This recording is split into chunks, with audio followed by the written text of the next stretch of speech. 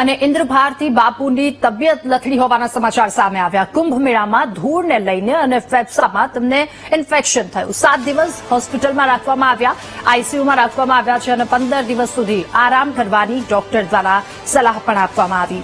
જૂનાગઢના ભારતી આશ્રમના મહંત ઇન્દ્રભારતી બાપુ કે જેમની તબિયત લથડી, ત્યાં ધૂળ ઉડવાને કારણે તેમની આ તબિયત લથડી હોવાનું સામે આવ્યું। 7 દિવસ તેમને હોસ્પિટલ રાખવામાં આવ્યા, આઈસીયુ વિભાગમાં।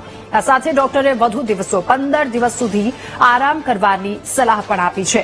ત્યારે જૂનાગઢના ભારતી આશ્રમના મહંત છે ઇન્દ્રભારતી બાપુ, જેમની તબિયત લથડવાના સમાચાર સામે આવ્યા। 15 દિવસ સુધી હજુ તેમને આરામ કરવાની આવશ્યકતા અને સલાહ ડોક્ટર દ્વારા આપવામાં આવી છે। 7 દિવસ સુધી તેમને આઈસીયુમાં રાખવામાં આવ્યા।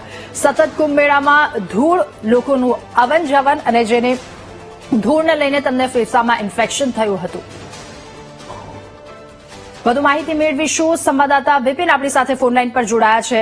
બિપિન, ઇન્દ્રભારતી બાપુની તબિયત લથડી, હાલ તેમની તબિયત કેવી છે?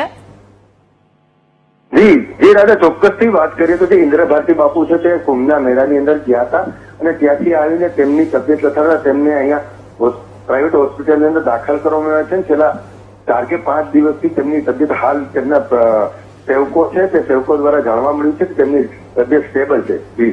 જી બિપિન, આભાર આપનો વિગતો સાથે જોડાવા બદલ।